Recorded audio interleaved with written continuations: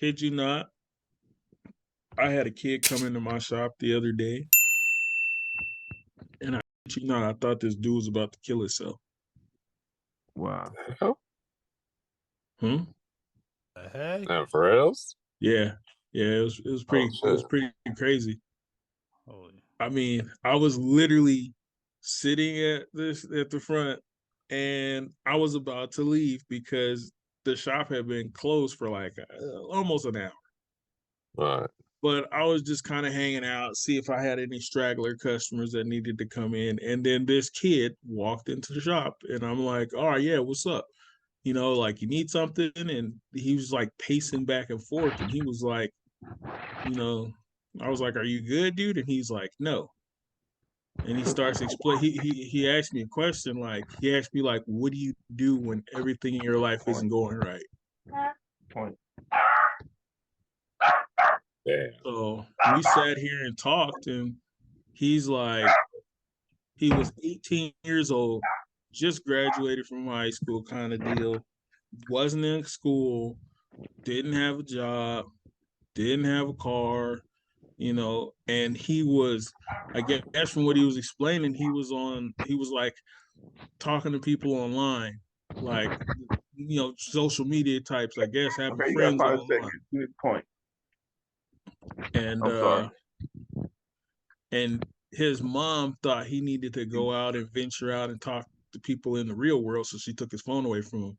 And that like devastated this dude to where he had like taken off. He was like he had been wandering around, and he just decided to wander in here. Wow. Wow.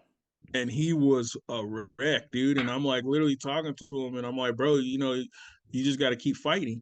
You know, you're only 18 years old, man. You got a lot of life left to live, dude. And I was like, what do you want to do? And he was like, oh, he's like, I kind of got interested in being a voiceover actor, but, you know, I don't know. I was like, well, what did you do to like, you know, follow that dream? And he was like, well, I got a lot of research done on it. And then I wanted to call the company, but you know, I couldn't do. I lost my nerve. I couldn't do it, and I was like, "What's the worst that could happen?" And he's like, "I don't know."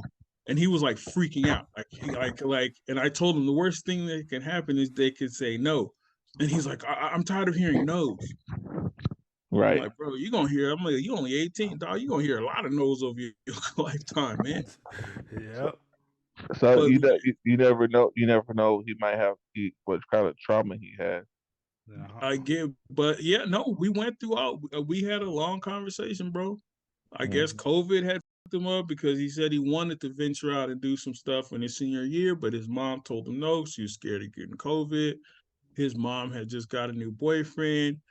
He was heavy into religion, so his mom started getting into religion. She started trying to push him into religion. He didn't really feel like he wanted to do that.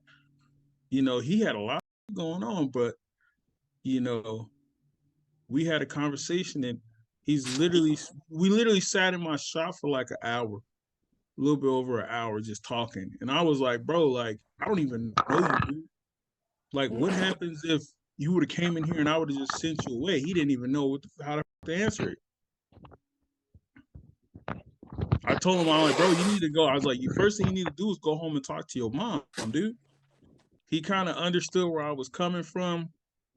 And like I told him the first thing you got to do, bro, is go talk to your mom.